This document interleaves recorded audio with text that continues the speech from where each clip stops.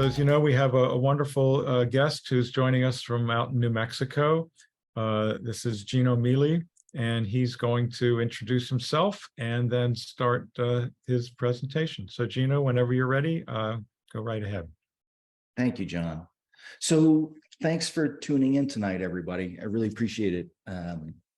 We're all here because we're all passionate about making pictures. And so I'm going to talk about my process and my inspirations. I'd be grateful for your participation anywhere along the way.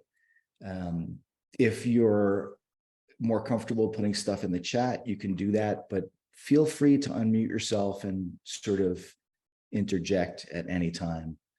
So if you see me looking sidewise a little bit, it's just because I'm checking my notes. I have a very big screen, but you have my full attention. It occurs to me that I've been photographing and making my living in photography for almost 40 years now. And so what I'm going to share with you tonight is several different bodies of my work. And I'm also going to talk about some of the artists who have influenced and inspired me. I'm also, as I said, going to invite you to participate a little bit here in the beginning, but also particularly at the end. We're going to do a little sort of mini workshop on talking about your work. And so if any of you are feeling sort of participatory, what you could do at any time is put one of your favorite or best pictures into the chat. And that will imply that maybe towards the end of our time together, you'd be willing to talk a little bit about your work or about that picture, just so that we can all sort of play with the idea of how we talk about our work. You know, this being a camera club, I'm sure that there's a wide range of interests, but also I know camera clubs, and I know that there's sort of a lot of, you know, well, I shot this picture in Bhutan with my Nikon, and there are maybe more interesting ways to engage people than that. And so I'm going to try to engage you with my own work and talking about my work. But as I said, at any point, if you'd like to participate in this little mini workshop, take one of your favorite or one of your best pictures and put it in the chat. And that will imply that perhaps you'd like to talk with me about your work. So I'm going to start showing you work in a minute, but before we do, I'm just really curious, by a show of hands, and you can use the virtual hand at the bottom, or you can actually raise your hand. How many of you identify as landscape photographers? That would be me. Okay, there's a few. And how many of you like to photograph people? Cool. And if there's anything else that you're particularly interested in, maybe you could just tell us, or you could just throw it into the chat.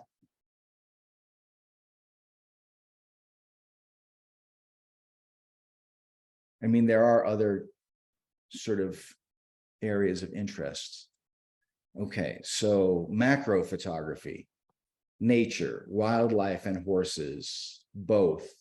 Intimate nature, I like that. Interiors, buildings, nature, birds, macro. I know we have some abstract photographer here as well. Yeah, there's been sort of a real interest lately in ICM, they call it, in-camera motion. There's been quite a lot of that. Everyday stuff, light in all sorts of ways, nature and bird photography. Yeah, I have yet to get to the Bosque del Apache, but I hear that that's spectacular out here for birding. It's part of my belief that, you know, the subject matter really doesn't matter on some level. There's always something deeper that we're interested in. I mean, if you're interested in birds, it might be that you're interested in sort of like the patterns of the year. You might be interested in wayfinding. You might be interested in the wildness of birds. You might be interested in how different birds sort of have different familial structures and different natures. Something really magical about being a creature that can fly. And so these are, I think, sort of the things that really matter when we say, I'm into bird photography. And that's true for every one of these subjects. I mean, for the people who are into macro, I think it's all about sort of seeing the unseen, or maybe focusing in on things that are overlooked. And so one of the distinctions that I want us to think about as we go is the difference between what the pictures are of, that is the subject matter, and what they're about, these deeper things that really matter to us. So the other thing I wanted to ask you all is whether there's anything that's been particularly inspiring to you lately, whether it's a podcast or a TV show or a book you're reading.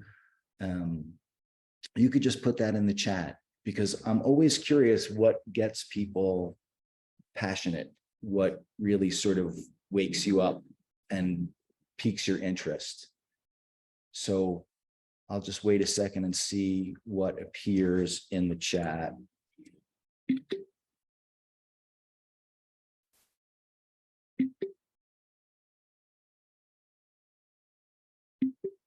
Okay, so feel free at any point to share that. It looks like maybe there's not a lot going on right now. So without further ado, what I'm going to do is I'm going to share my screen and I'm going to show you some pictures and I'm going to talk to you a little bit. Again, feel free at any point to sort of interject. So what I'm interested in is the relationship between perception and reality. That is what we think is happening and what might actually be happening, and whether there really is any such thing as reality. Any of you who are married or have been in a serious relationship know that there's a really big disconnect sometimes between, you know, what two people in the same place at the same time think is happening.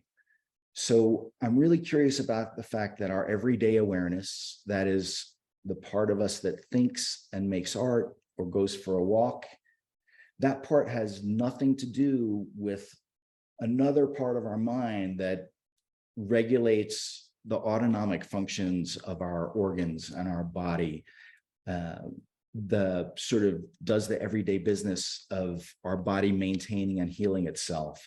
What I'm saying is that I feel like we have several minds and we're not always conscious of what they are. And so some things we do consciously, but we do a lot of things on autopilot, either as the result of biology or training or habit. And so what I'm particularly interested in is the way that we're easily deceived into thinking that words or ideas are things unto themselves rather than symbolic representations of our experiences. The way the Buddhists put it, and this was famously quoted by Bruce Lee, is that a finger pointing at the moon is not the moon. So I'm interested in the idea that somewhere beyond language lives a part of us that is ancient and true. And I make photographs because my intuition tells me that pictures penetrate more easily into this part of our consciousness than words do. Pictures are a language unto themselves, a language that Greg Heisler calls the narrative code of light. I think this language is well understood by a part of us that isn't usually in conversation with our everyday awareness. I think the beauty of art is that it's a way for us to generate conversation between the everyday superficial awareness that we have and the deepest parts of ourselves, the parts that we may not be fully conscious of. So it's especially fun for me to make composite images, what you might think of as fictional photographs, pictures that are more like poetry than prose, that are more metaphorical than descriptive. And so this first body of black and white landscapes that I'm showing you was largely shot in the ancient time when we photographed using film. And so I've always had sort of a strong interest in landscape as a metaphor for things that are bigger than me.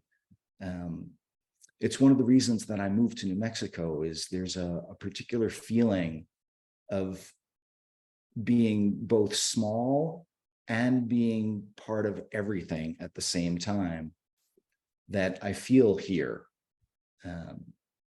So again, what I'm interested in is things that are bigger than me. I'm interested in the idea that there's an unseen world, you know, sort of a spirit world, and that there are particular places that each of us gravitate to, places that the Celts used to call thin places, where the veil between the spirit world and the regular world is thinner. And so, you know, what I'm reaching for in my photographs, whether they're landscapes or pictures of people, or as I'll show you later, pictures of sailboats, is I'm reaching for that feeling of there is more to this than meets the eye.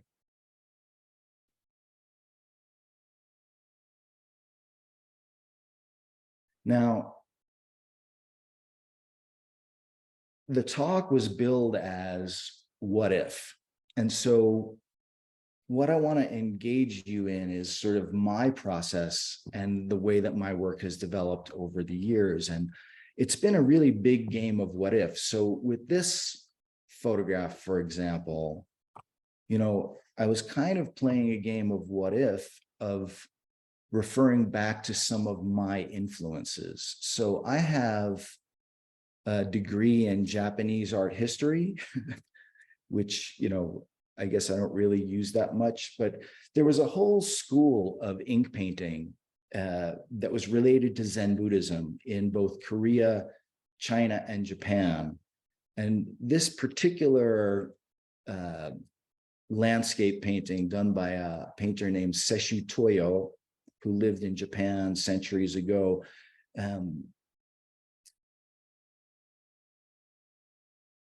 is particularly Zen Buddhist because he's trying to see how few marks on paper he can use to suggest not only a landscape, but the whole universe.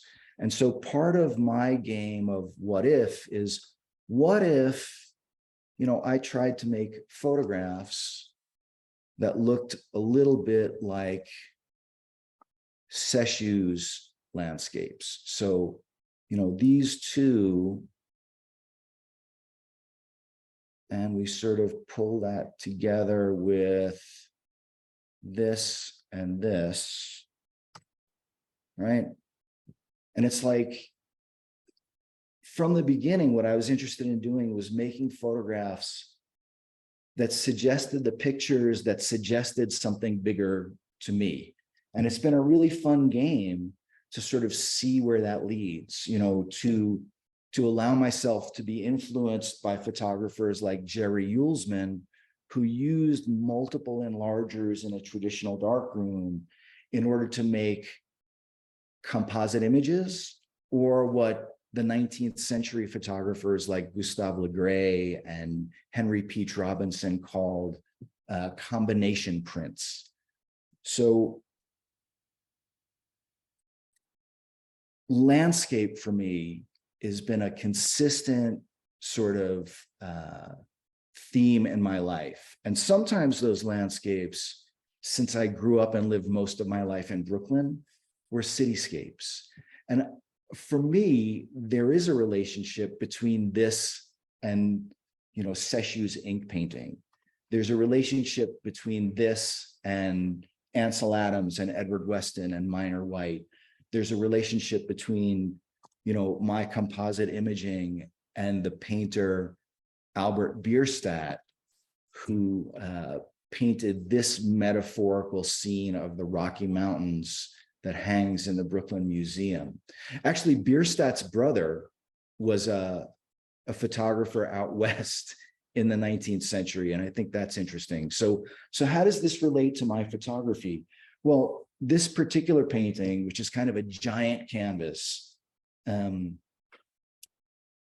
what Bierstadt did was he went to the Rocky Mountains and he spent months sketching, traveling at a time when going west was not a trivial thing to do. You took your life in your hands. And he spent the time out west and then went back to New York. And what he did was, in his studio, he painted this giant landscape. And the clouds and the peak on the left were something that he saw, you know, somewhere on one day. And then the lake was something he saw somewhere else on another day. And then the clouds and the hawk and the foreground figures, these were all things that he either thought of or saw or sketched. And he put it all together into this one big picture that really is not at all a literal representation of the Rockies. But what he did after he finished the painting was he installed this in a storefront on Broadway in Manhattan, and he charged people admission to come see the Rocky Mountains, you know, to see the rugged American West. And the way that I relate to this painting is that I kind of found my way into a desire to make composite images. And so I like making composites that don't necessarily look like they were put together for the same reasons that Bierstadt did. There's a feeling to a certain place like New Mexico. And I'm looking to play this game of what if. What if I could take, you know, the clouds from one moment and the mountains from another moment and the sagebrush from another moment and maybe another place, and put them together to really get the feeling of what it's like to drive down a back road in one of my favorite places when the sky is just putting on a spectacular show. And so, you know, this sort of initial desire to photograph, you know, New York City, which I did obsessively in the 80s, even though this is a little later than that, you know, morphed into this desire to make landscape pictures. And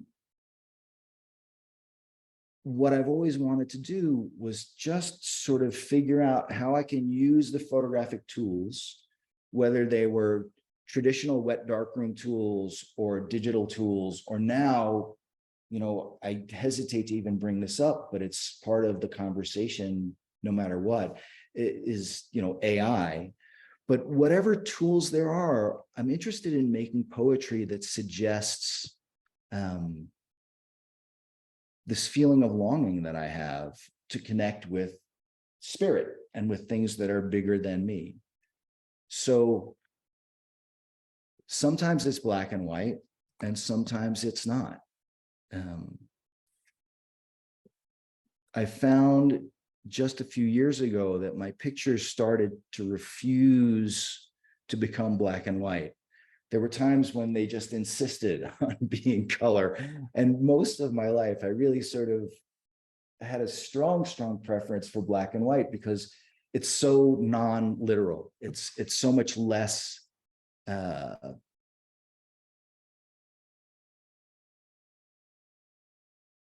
if we were talking about writing, it would be like, you know, I'm not interested in writing the encyclopedia. I'm not interested in conveying information. I'm interested in conveying feelings. So fiction versus nonfiction, poetry versus prose, explicative writing versus creative writing. I'm way more interested in creative writing. So apparently at some point, my creative writing decided it wanted to be more color than black and white.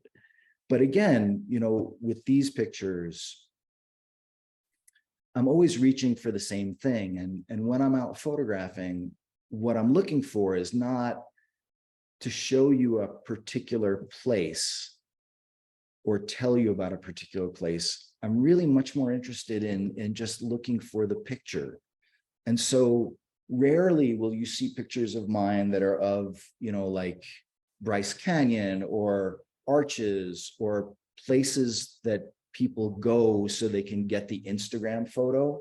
I'm really interested in just driving down the road and seeing what I find and seeing what gifts the photo gods might grant me if I pay close enough attention. So all of these, or most of these, are of obscure little places that you would drive by and not notice. Well, not necessarily this one, but what I'm interested in is how there are times when we can use our photographic skill set to sort of distill the world down to its essence, how we can use photography to make sense of the chaos that is the world. And that's what's fun for me. So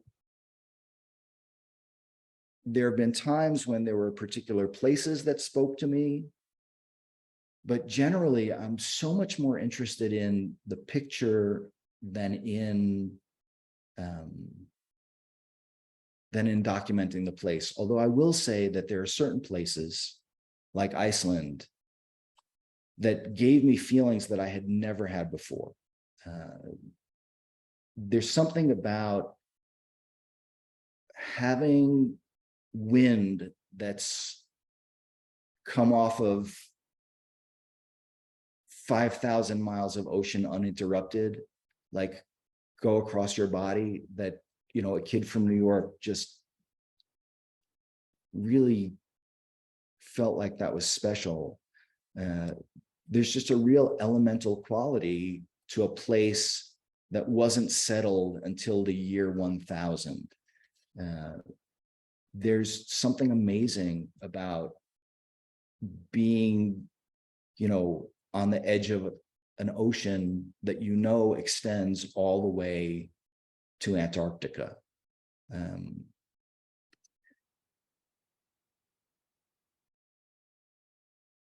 And so I find that there are some places that are those thin places.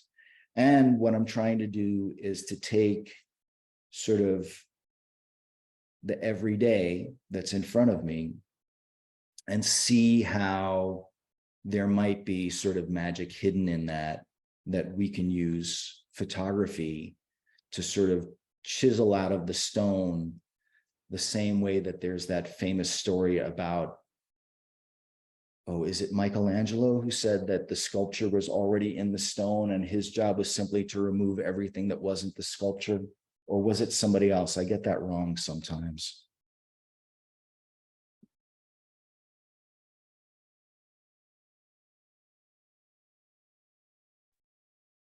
So what if, I keep coming back to this idea of, well, what can I do photographically to push the envelope just a little further?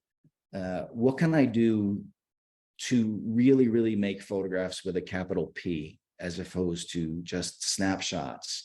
What can I do to interject, a point of view that's mine, a style that's mine? What can I do to sort of imply the unseen forces that are around us all the time, whether those are geological, elemental, spiritual, or otherwise? How can I make photographs that suggest the reality that we might be able to visit when we're in altered states?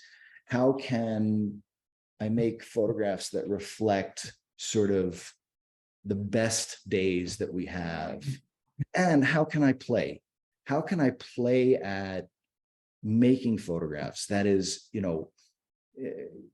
just driving down a road and getting lost, not knowing what's going to happen next, playing with technique to push the envelope.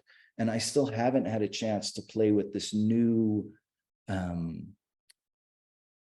AI-based fill in Photoshop. I mean, it's intriguing and terrifying at the same time, especially for somebody like me that has invested a lifetime in the skills necessary to make photographs and make composite images. I mean, the same way that photographers were super threatened by small cameras or autofocus or light meters built into the camera, you know, I similarly feel like, oh my God, AI makes it so easy that anybody can do it. And I'm curious where it's going to go. What I found over the years is that I've made a lot of really bad photographs and a lot of photographs that were almost good. And I'm just constantly trying to see what I can do to say, like, okay, how much further can I go with this? How can I make this better than almost good? How can I use my intuition? How can I,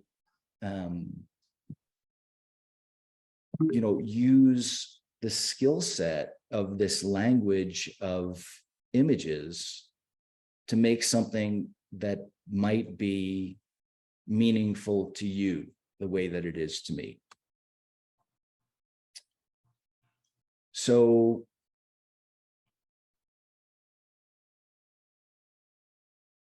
let me just look at my little notes here. And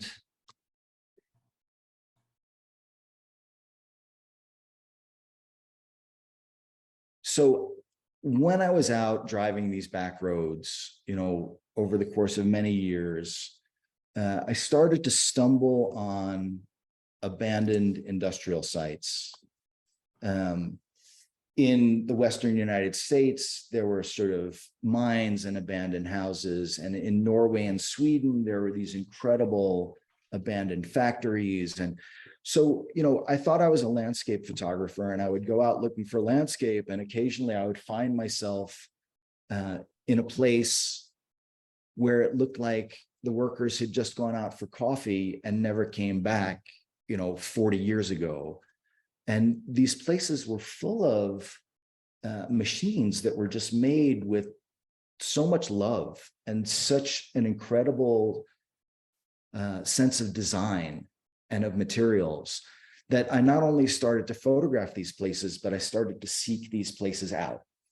And so over the years, I've photographed not only many abandoned industrial sites, but I focused for a number of years on sort of maritime restoration projects in New York. And I'm not going to show you that work, but what I will show you is how I think that these pictures ask some of the same questions that the landscapes ask.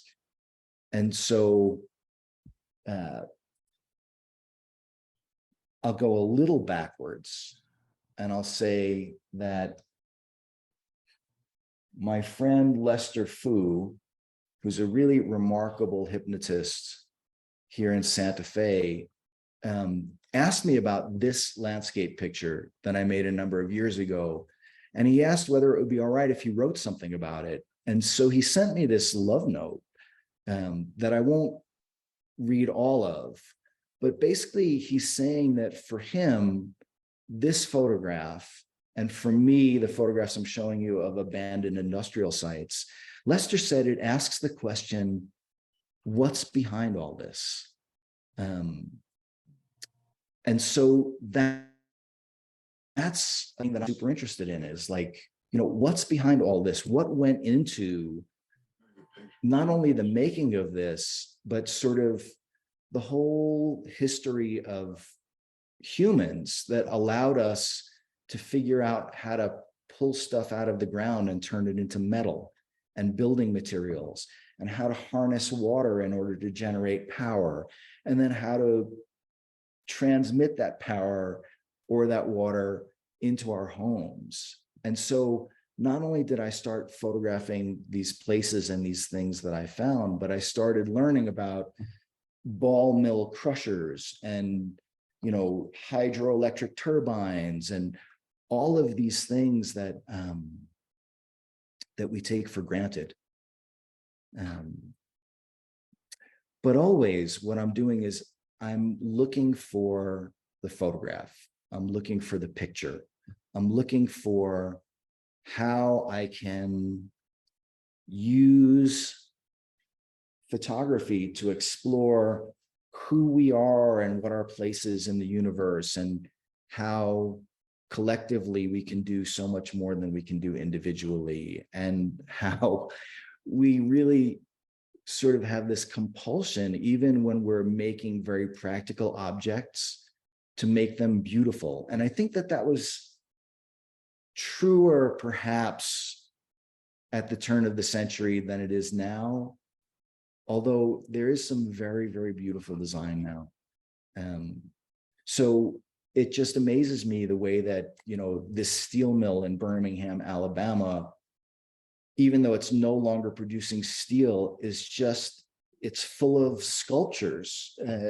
I think that if I could have taken this massive thing home so that I could install it and look at it every day, I would have done that. But the next best thing was to make photographs. And I'm hoping that these photographs reflect the questions that these places brought up for me, you know, like who worked here and where did they go? You know, Gino, just to interrupt for a moment, one of the members, Gary Soretsky, added this comment in the chat saying, it sounds like you, Gino, are seeking in your images what John Curtis Gowan described as the numinous element in his book, Trance, Art, and Creativity, a phrase coined by R. Otto in The Idea of the Holy, relates to Jung's collective unconscious, an underlying unifying element in nature that we come into contact with through spirit. And I just thought that maybe that idea of a numinous element, a collective unconscious contacting through spirit, might be just fitting in with what you were saying now. So I just wanted to share that. I think that's absolutely perfect. And in fact, what I'm going to do is I'm going to copy this out of the chat right this second. Or maybe I just save the chat. So Gary Soretsky, I think you and I could be friends for sure. That is definitely what I'm interested in. And I think on some level, I hope it's what we're all interested in. So forgive me for taking a moment to save that. So whether it's these abandoned industrial sites or the black and white landscapes or color landscapes, you know, it's all about that. It's all about this feeling I have lifelong that there is this numinous space in between, that there's something very special about what we're all up to here on this planet. And for some reason, photography is the way that I've chosen to explore it. But there have definitely been moments when I thought that I haven't been spending all these years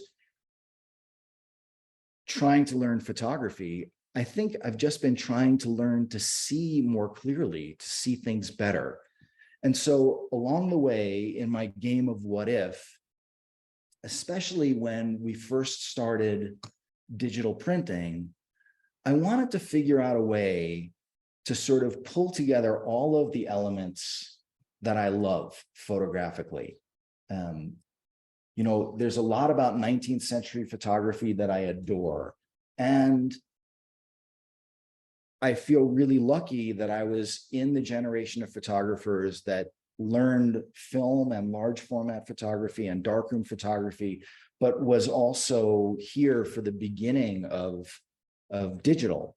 And so I wanted to create a body of work that not only integrated everything that I loved about photography, but also allowed me to sort of push a little further, to take a picture that might have been almost good and recombine it with other images, perhaps ancient images from star charts or old codexes, in order to make something new, you know, combining with like 19th century glass plate edges in order to sort of ask these questions of how do we find our way in the world?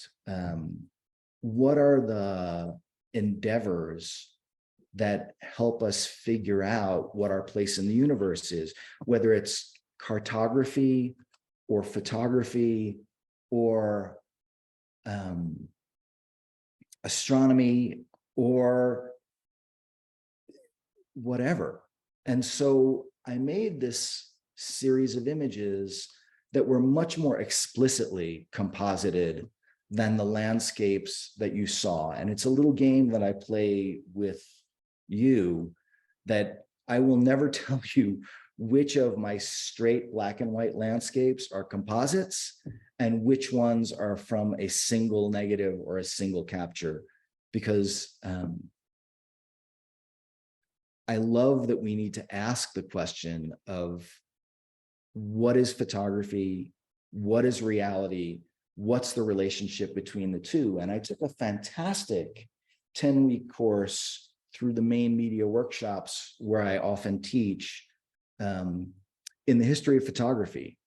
And what I learned, among other things, was that this debate that we so hotly engage in about whether manipulation is acceptable and what degree of manipulation is acceptable, and whether photography is a way of collecting accurate information about the world, that debate was heated from the first moment of the inception of the medium in the late 1830s, early 1840s. There were kind of two camps. One is, this is amazing and I can do whatever I want with this, and I can combine images and I can manipulate images and I can just make art.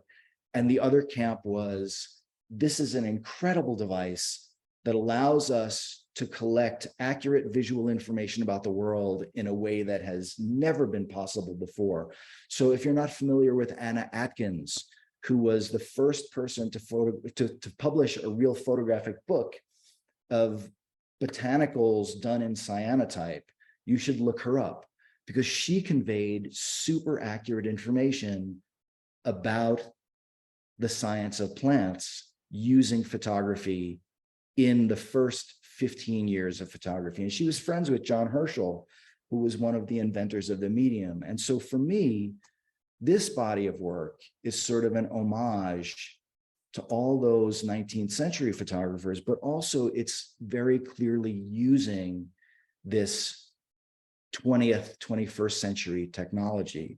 And one of the ways that I wanted to take this further was by printing it in a way that really elevated inkjet printing. And so I created 16 by 20 inch book cloth portfolios that had these lovingly handmade prints inside, but the prints were inkjet and they were embossed, and they had this fake 19th century studio stamp that I cobbled together myself, printed on the back, because I was really, really interested in combining everything that I loved about photography. And that included this new sort of printed at home tech. So, you know, there's this journey that I'm on to sort of see what's next and play this game of what if, and explore this numinous space and figure out what my answers are to the questions of what we're up to here and what's bigger than us. And, you know, like you, every photographer, I mean, the joke is every photographer is what they do and travel. And for me, I mean, there's this desire to sort of have consistently identifiable work that is mine and in my style.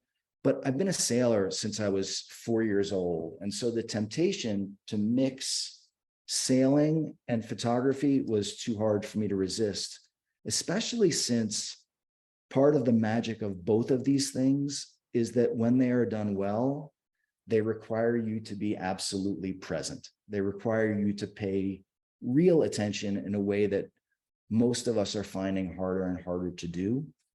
And so I thought I would share with you a little bit of my foray into maritime photography.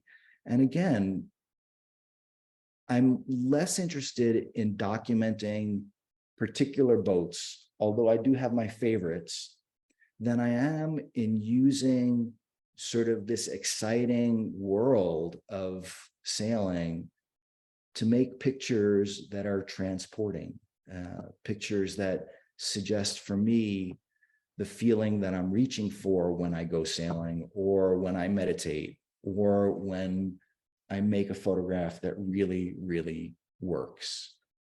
And so, you know, part of the reason that I asked you all what subject you photograph is because I'm curious. I'm really curious what you're interested in, and I'm curious what each of us is drawn to, and I'm curious how that relates to your photographic practice.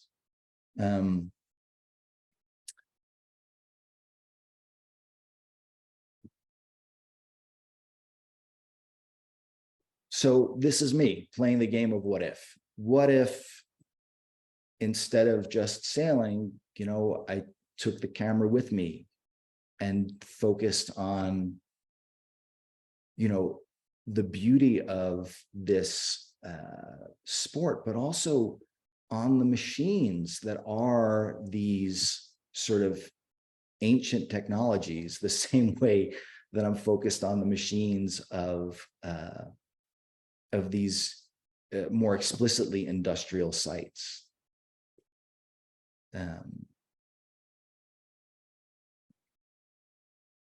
There is, I think, something special about making pictures of the things that you are drawn to, the things that genuinely excite you.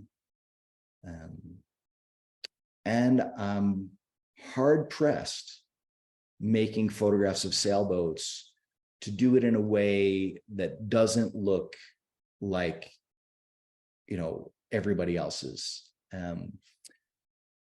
It's not easy because there are some incredibly, incredibly good maritime photographers. And so one of the things that drives my dissatisfaction and trying to do things better and differently all the time is this idea that I think Dwayne Michaels expressed really well. Sean Kernan, who I'm proud to call my friend, was interviewing Dwayne, and I met Dwayne actually last summer up in Maine, and he's 90 or 91 now, and he is just more amazing than he's ever been.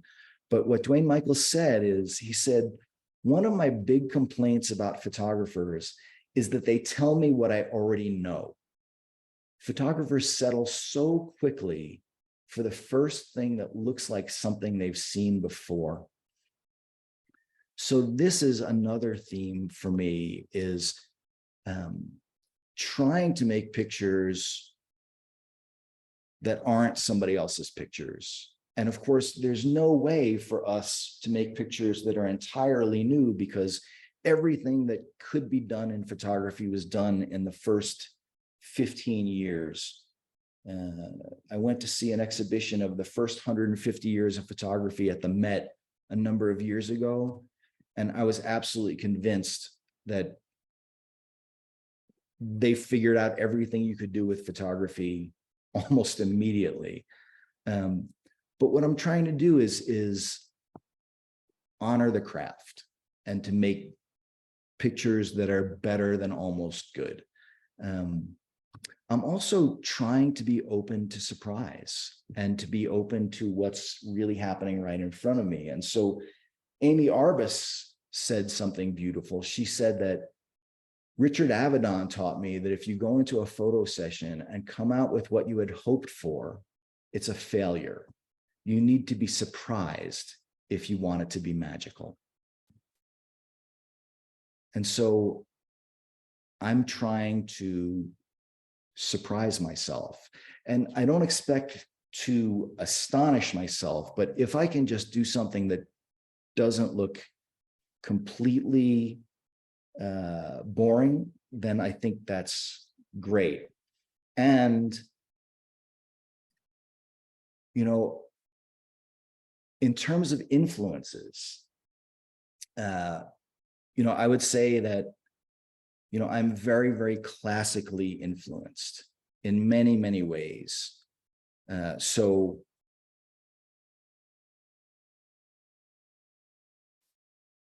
you know, all of this is kind of what I was drawn to as a teenager and in my 20s, this very, very classical Paul Strand, Edward Weston, Ansel Adams, Minor White, Carlton Watkins, Gustave Le Gray. There's something about these pictures that really, really do it for me.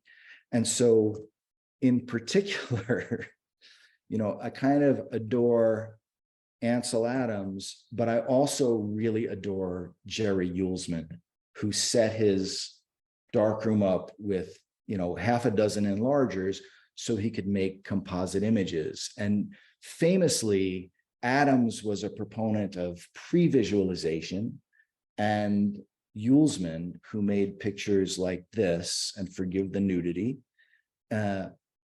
was interested in what he called post-visualization. And so this is a bug that I caught pretty early and pretty hard, where what Uelsmann would do is he would just look through his contact sheets and play this game of what if. What if I combine this image with this image with this image? And he did lots and lots of experiments. Many of them failed. He gave a very generous lecture in Atlanta a number of years ago, I think on the occasion of his 80th birthday, where he said that his goal was to astonish himself, but he also showed lots and lots of examples of where his images didn't work.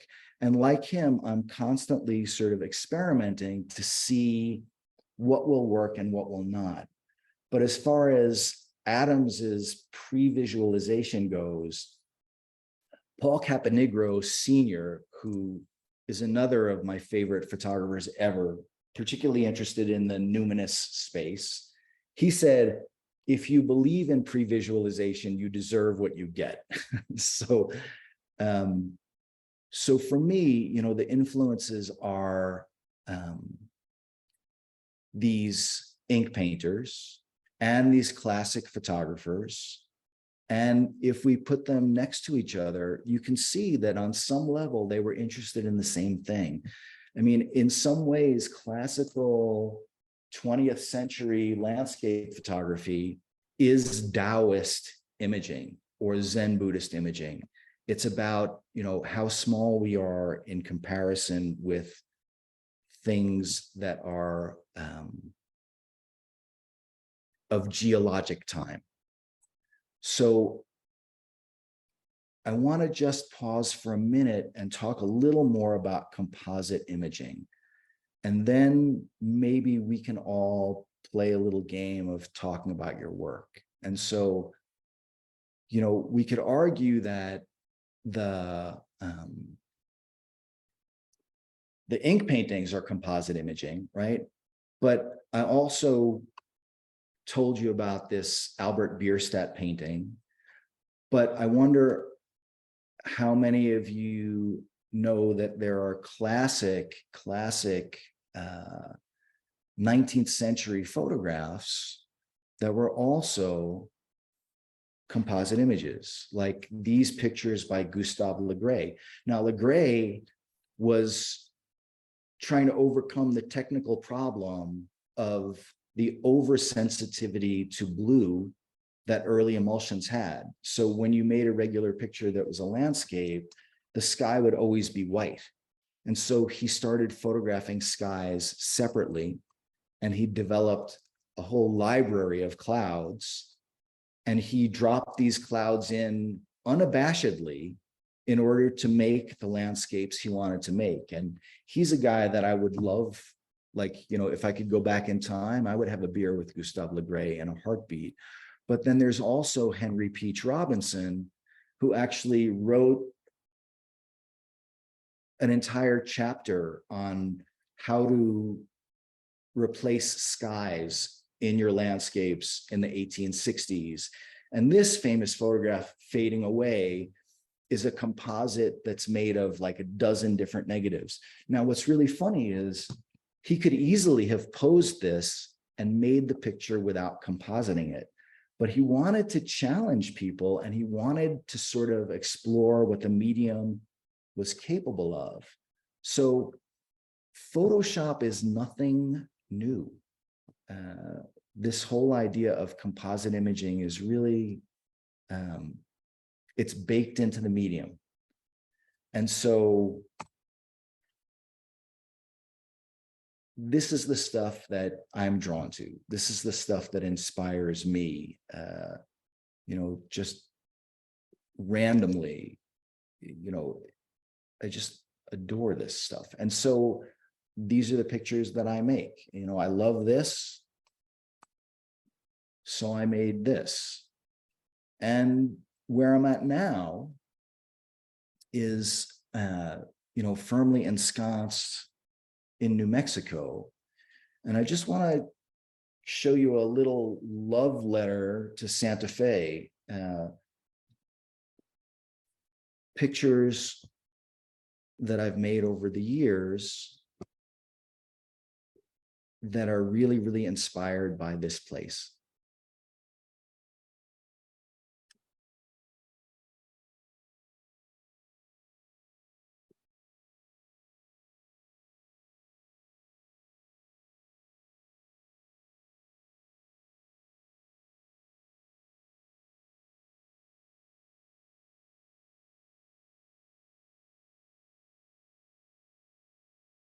I think that land influences culture and that culture influences land. I think that the way we see things changes the things that we see. I think that the way we are seen changes us. I am, again, fascinated by what you are drawn to. I'm fascinated by who we are collectively. I'm fascinated by the fact that we live in a global culture that is at the same time incredibly and specifically local and rooted to place. Part of the reason that I am drawn to making pictures of places is I think that there is such thing as genius loci, gods of place. I think that there is a particular feeling to every single place in the world, and that each of us is drawn to certain places that are different than the places that our friends are drawn to. I find that there is something about this place that resonates for me. And I'm really pleased and surprised that after a lifetime in New York, that I have made this my home. And that was not a plan. It was like, it was a result of some changes that my wife and I made to our lives during the pandemic. And we sold our house in New York and we went on the road, and we never intended to settle in Santa Fe. We went from place to place for almost a year, living in, I think, 10 cities in 8 months. And Carol, who had never been to New Mexico before, you know, she and I came here intending to rent a house for a couple of months and then move on to California. And 3 weeks after we arrived in Santa Fe, we bought a house. I think part of the reason that we settled here is inherent in these pictures. There is something magical about this place. And I hope that that magic is reflected in some small way in these pictures.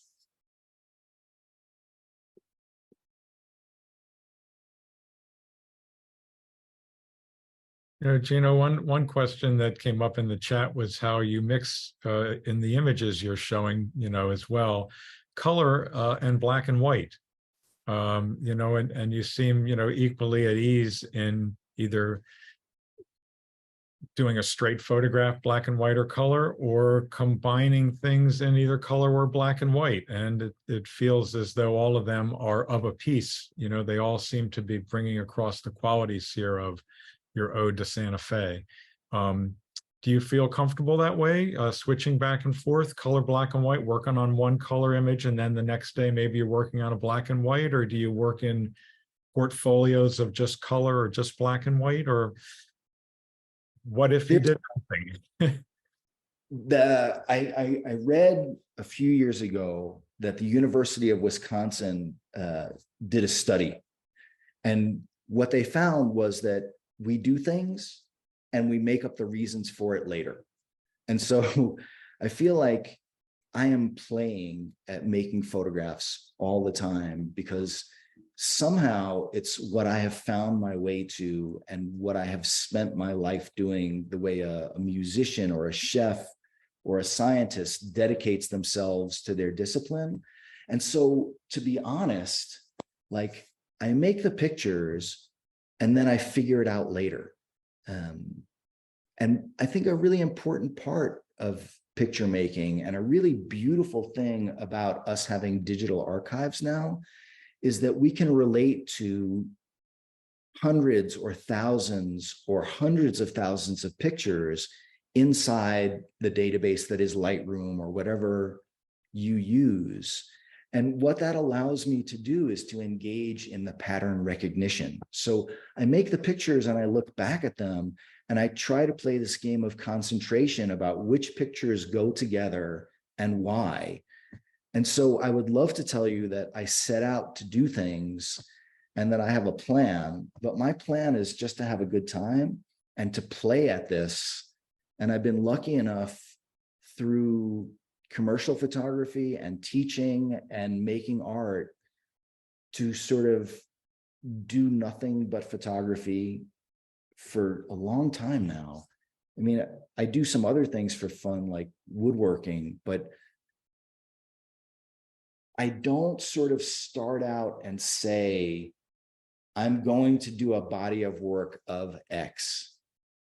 I'm just sort of following the thread of my intuition and seeing where this leads. And so I started photographing the stars a few years ago, and perhaps that will turn into a series that I will call Evening Prayers.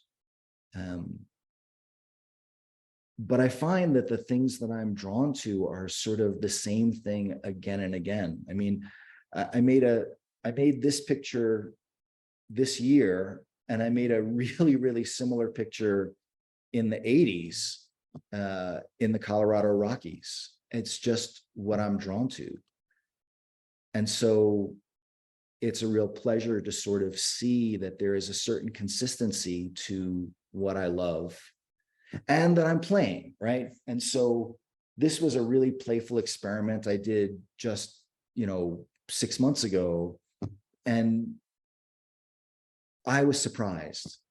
I mean, the way that Jerry Uelsman said his goal was to astonish himself, it's really nice when I follow the thread of a photograph and play with it until it turns into something that I could never have anticipated.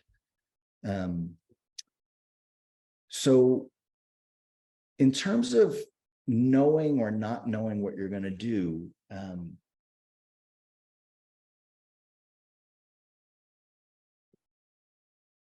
we really want to know what's going to happen next, and we want to have a plan. It's just human nature. We spend a lot of time trying to figure things out. And the truth is that we never know what's going to happen next. And I think that's part of the beauty of creativity is if it's real creativity, you don't know how it's going to turn out. You get started and you go and you see where it leads you. But hilariously, and I think accurately, Margaret Atwood said, if you knew what was going to happen next, if you knew in advance the consequences of your own actions, you'd be ruined. You'd never eat or drink or laugh or get out of bed in the morning. You'd never dare to. And so there's this tension between wanting to know how things are going to turn out, both creatively and in our lives, and wanting to be surprised. So I think you're, you know, in the way you're talking, it reminds me that, you know, every moment is a new reality. And I like that you are freeing us to be surprised by everything. Yeah, I like that. I like that every moment is a new reality. So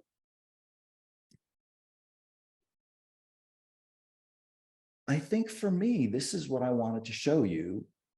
And, you know, there are a couple other things I'd like to say, but I'm really, really curious whether you guys would be interested in sharing a picture or two and us talking about that. So I haven't seen any pictures in the chat. How do you do it? What's that? How do you send a picture to Zoom? You open up the chat and you drag a picture into the bottom part where it says to everyone or to Gary or to John or whatever. But I'm just checking, Gino. It's possible that Dave Burwell has, there's a note here that I see that says access to file restricted by your account admin. Okay, got it. Okay, so I'm going to see if there's any way to is it possible for other people to share their screens other than me? Yes. Okay, so if you would care to engage in this, I will invite you to share your screen, pull up one of your favorite images, and just talk to us about it. And maybe together we can help you figure out what the stuff that you're really interested in is. So this is called Alone Among Giants. And who is it who shared this? Yeah, hi. Yeah, this is one of the pictures, and I followed it. Almost the same methodology as you. I like to call it like a camera is a ticket to ride. It allows me to access situations, and so I'm always carrying it. And driving up US 1, I see the US 1 on the left side, and I see these power lines, and I took this picture because it sort of shows the alienation. You see the little person in the on there. You know, it has an impact to me of like, here we are lost in this industrial world. Now, a number of years later, and I don't know how I can come up with another picture. No, we're going to limit everybody to just one picture. Well, just two, because there's a complement to this. Okay, Scott. Where there's people among redwoods. And so you sort of have that same feature, but in nature. And instead of an individual, it's a community. And instead of the dark black and white, it's a colored picture. And so I kind of like that dichotomy between nature and, you know, I don't know what you call it, industrial. So, you know? So you're doing really, really well, Scott. The personal versus the impersonal. Right. When you talk about this, you're not talking about the camera that you used. Not at all. Talking about. I look for emotion when I drive. I like to shoot people, as folks will tell you. And I look for the emotion within that picture as I'm driving by. I go, "Whoa, that's pretty cool." That instills an emotion in me, and so then I'll. Oh, that's a different picture. I'm sorry. That's okay. Somehow I don't know. So I want to thank you for illustrating. I'm trying to get out of this. I'm sorry. There. I didn't mean to do that. I'm an analog guy in the digital world. That's part of the problem. So I'm going to pause you, Scott. I'm going to pause you. I'm going to pause you, and I'm just going to say thank you. Thank you for illustrating what I'm talking about. You're really talking about the bigger stuff that's of interest to you. And what I see, all too often is people are really, really interested in deep stuff. And what comes out of their mouth is, I was at the botanical gardens and I took this picture of flowers, right? So for you to tell us about sort of the tension that you feel between this overwhelm of the world that we live in, Oh, sure. and sort of the individuality of each of us, that's a great way to talk about your work. John, just as an aside, I don't think I can save the chat. Would you do me a favor and save it for Yeah, me? so I have it saved, Gino. I was planning to email it to you at the end. Because I really want to be able to look at everything that everybody's saying. Yes, I will send you a copy. You bet. So Absolutely. let's talk a little bit more about talking about your work. And so there are some really great questions we can ask ourselves. One question came to me through the photographer Sig Harvey, and she said that one of her teachers asked her, "Is that an interesting picture, or is that merely a picture of an interesting thing?" We have this tendency to sort of use interesting things as a crutch. If somebody's got a great face, you take their picture and it's like they're doing the work, their face is doing the work. But then there are some people like Cartier-Bresson who make something out of nothing. I mean, if you look at Vivian Meyer's pictures, it's just incredible the way that she could take these everyday happenings and transform them into these magnificently, perfectly geometrical photographs that were full of feeling. I mentioned this earlier, that there's this big difference between what the picture is of, that is the subject matter, and what it's about. And so I hope that I spent the time that we have together telling you about what I'm interested in, and maybe talking about what my pictures are about for me rather than what they are of. I know in looking at what you showed there, Gino, and so many people in the chat said how incredible they were. I definitely got your sense of awe at how beautiful and amazing the world is. So many of your images, whether you had the boats on the water or on land, whether it's sky or people's faces, there's a sense of awe in, like, you can't believe you're seeing something that incredible, even if it's something you created by pulling three things together. And I think that sense of awe was captured in quite a few. When you see the night sky over something, it is as if you're in a state of prayer. It seemed like a very spiritual way to be. Thanks, John. It's really gratifying that what I hope the pictures say comes back in your words. I mean, that's kind of magic. And I really do believe that we live in a magical world. I mean, just photography itself is such a magical process. It's just amazing that we can do this. And it gets more and more amazing, the level of stuff that we can do at home. And another part of the magic is that there are people who are smart enough to figure out how to make these cameras for us, how to make inkjet printers. I mean, I am not that smart, and I am very grateful that we live in a collective that is capable of doing magic together.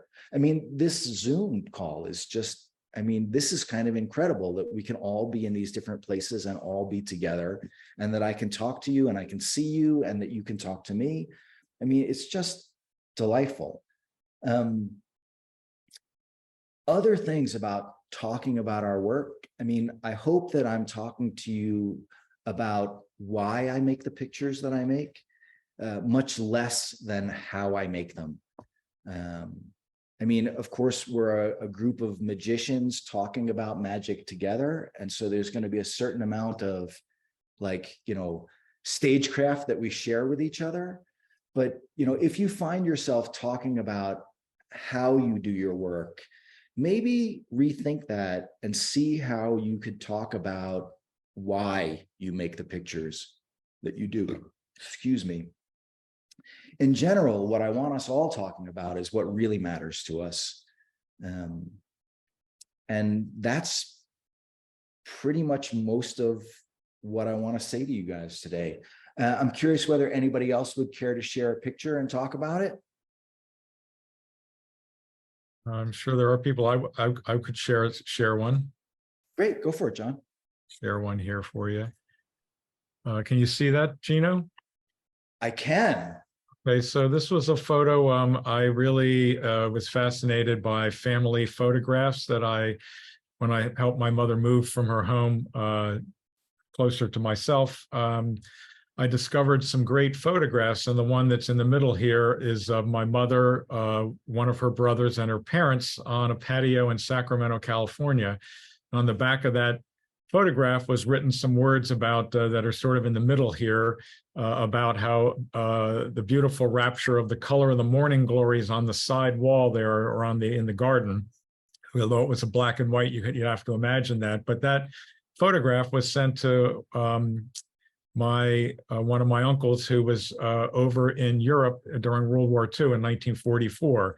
He saved that photograph, brought it back, and then there it was. And so when I saw that, I created something called Writing Overseas, Sacramento's Writing Overseas, about sort of an individual sacred moment in my family, but one that was repeated thousands of times by families everywhere. And eventually, the young man on the left in this photograph, my other uncle, he had communicated with his brother who wrote to him when he went overseas. And so I just felt there was something about it. And I combined it with a photograph that kind of gave that sense of, it's cherry blossoms and has something to do with the sense of all things Japan that my one uncle went on to study and spend some time in Japan. So for me, it was trying to pull together sort of a family moment and family photographs with other things that I love.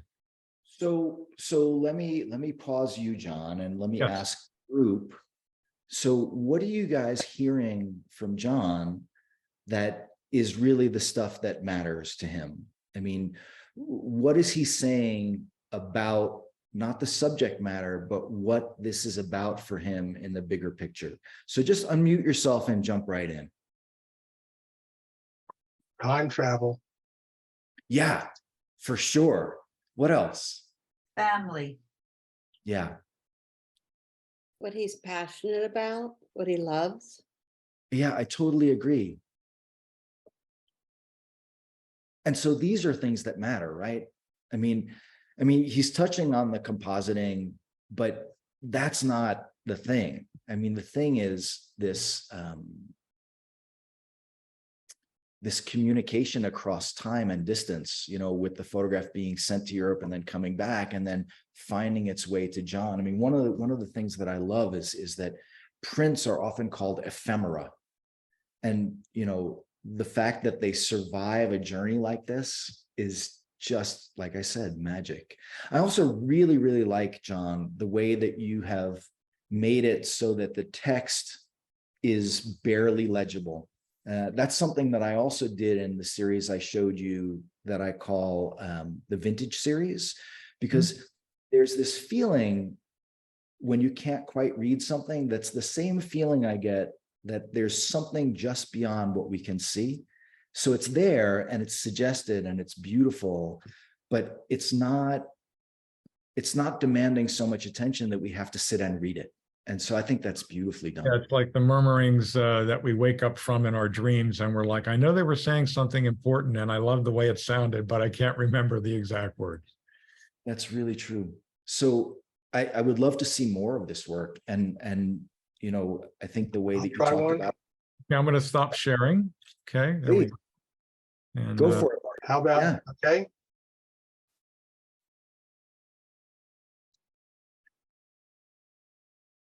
Sorry. Okay, there you go. There we go. Okay.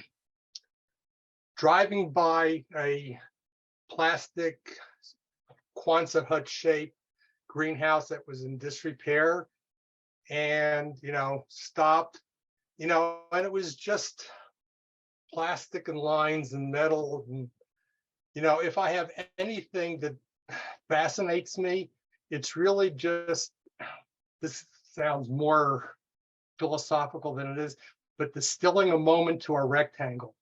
I mean, the next picture that I composite will be my first.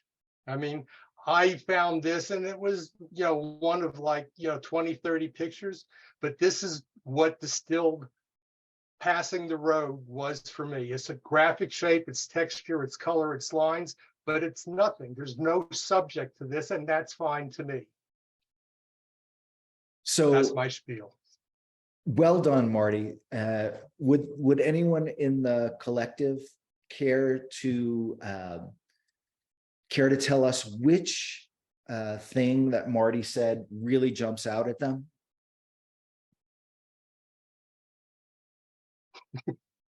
Stymied. Okay, so I will. So Marty, what I would have loved is I would have loved if you led with what I'm interested in is distilling a moment into a rectangle, right? Instead of I was driving down the road and I saw this plastic and you could tell me that later, and that's interesting, but that's a beautiful line, and I'm guessing that you've used it before. Similar. Yeah, it's great. And so I want all of you, as you present your work, to be thinking about how, if you're in an elevator or you're at a cocktail party, you need to say something right up front that's going to engage people. And so, don't be like that old guy who just monologues. Just, come up with something like, I'm interested in distilling a moment to a rectangle, so that there's room for people to say, oh, that's really interesting, tell me more. And that's going to lead somewhere where you're really going to be in a conversation. I think that's really, really beautiful. And thank you. Aware that we're, sort of coming up on time. So I'd like to open it up and just ask you guys if there's anything you want to ask me about anything, or anything you'd like to ask each other.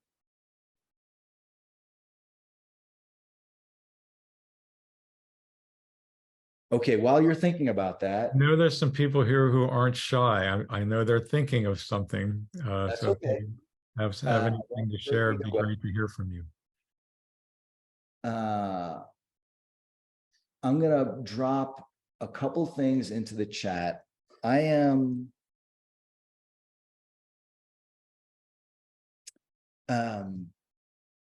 happy to say that my landscape workshop in July in Santa Fe is way sold out. So I'm not going to tell you about that, but I am teaching a workshop the first week in August up in Maine at the Maine Media Workshops. That's called Finding Your Photographic Voice. And I'm going to drop that in the chat along with my Instagram, because I would be grateful if you would follow me, and I would love it if you would join me in Maine. There's still some spaces left in that workshop, and I think you've got a sense of what I'm interested in and what kind of time you might have with me. But both Santa Fe and the Maine Media Workshops are really, really special places where, we set aside time in a way that we don't normally set aside time to really only do what we want and to be with other people who are super passionate about what we're passionate about. And so whether you take a workshop with me or with somebody else, I really would encourage you to do something like that as a gift for yourself. However, my August workshop in Maine promises to be really, really good and really fun. So I also work with people one-on-one. I do a lot of mentoring, a lot of working on Zoom. If you're interested in me reviewing your work, if you're interested in me helping you with Lightroom or Photoshop or organization or your writing, I'm pretty good at these things. And it's always a pleasure to sort of help people with what they're passionate about. So Has anybody come up with any questions they want to ask? If I'll not, ask another. okay, Marty. Just for curiosity, what's your view about when they contests and things ask the photographer for their mission statements or their artist statements? What is your view of them generally? I think it's I think I know what you're getting at, because artist statements can be really cerebral and really abstract and really kind of out there and academic. And so my feeling is that the work should speak for itself. And it's also important that we come up with words to supplement that, to enrich it. Now, when the words are way better than the pictures and the pictures don't really look like what the words are talking about, that makes no sense. When it's art speak, that makes no sense. That's not my background. But I think we should all be able to talk very directly and very clearly about our work to help people understand, what we're up to. And hopefully that's perfectly resonant without any disconnect to the work itself.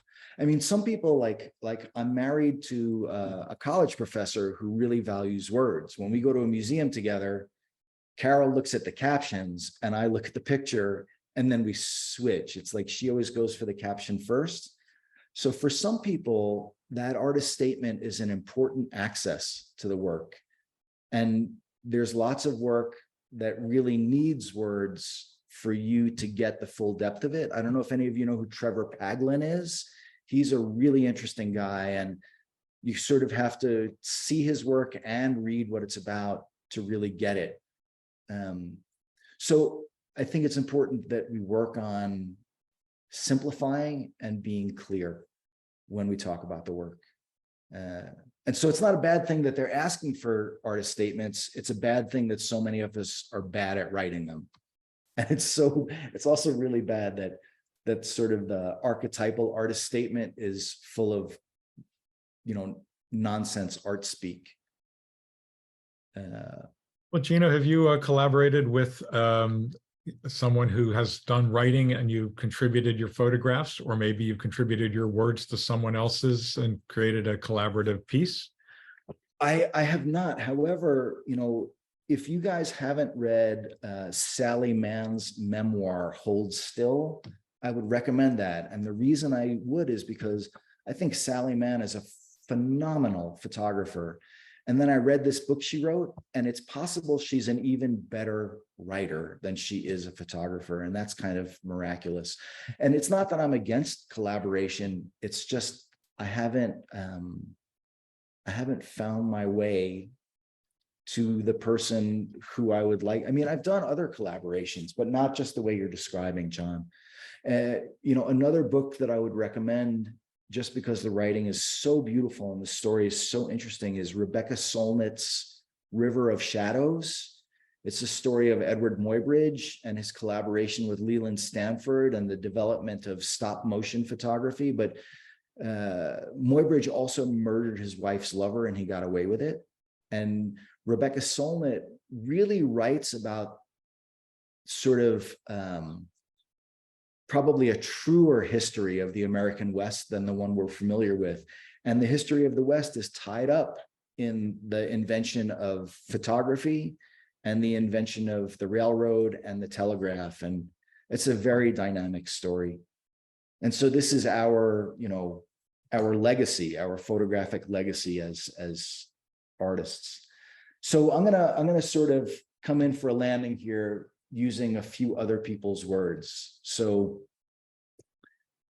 one thing I like to share is that the photographer Konstantin Manos said that the subject of the picture should be the picture, not the subject matter. And I love that. The subject of the picture should be the picture, not the subject matter. I told you that when I go photographing, I'm not looking for the thing, although often I will be drawn to a thing. What I'm looking for is, where are the photographs? Where is there a photograph hidden in plain sight in front of me? And I want you to be asking yourself the same question. And, I'm constantly asking myself the question, what the hell am I doing dedicating my life to making pictures? I mean, does it make a difference? And I take comfort in what Gandhi said. He said, whatever you do in life will be insignificant, but it's very important that you do it because you can't ever really know what the implications are going to be. And so I think everything that I do photographically is insignificant, but it's really important that I do it because who knows, what ripples it'll create.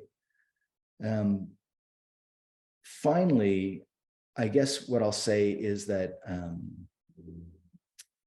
I mentioned to you that I realized that maybe I'm not as interested in photography as I am in learning to see and to see clearly. But in a BBC documentary, Cartier-Bresson said something that I really love. He said, he was interviewed by someone obviously much, much younger than him later in his life when he had moved on from photography and he was focused on painting. And they kept pestering him about photography. And he said, in a sort of curmudgeonly, angry Cartier-Bresson way, he said, I'm not interested in photography. I'm interested in geometry and emotion, comma, God damn it. It's like, I love this thought that that maybe none of us are interested in photography. And so I want to invite you to really look at what you are interested in. So for me, I'm interested in learning to see things more clearly and to see the potential in things. I mean, what's in front of my camera rarely looks like the photograph that I make from it. And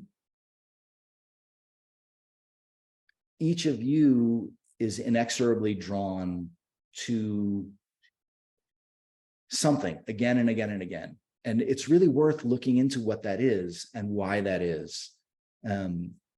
So part of what I'm trying to see is what John so flatteringly said, sort of like this sense of awe, this sense of magic.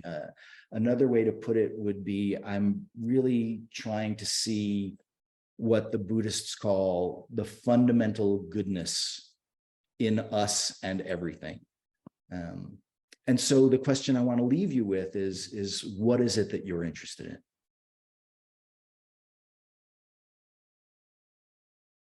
A great question. I think sometimes the questions are the heart of the matter. So thank you very much for having me. I'm sorry that we weren't able to all meet in person, but I really enjoyed being with you, and I hope you will all keep in touch. You could find my email and my phone number on the website. I should probably drop that into the chat also.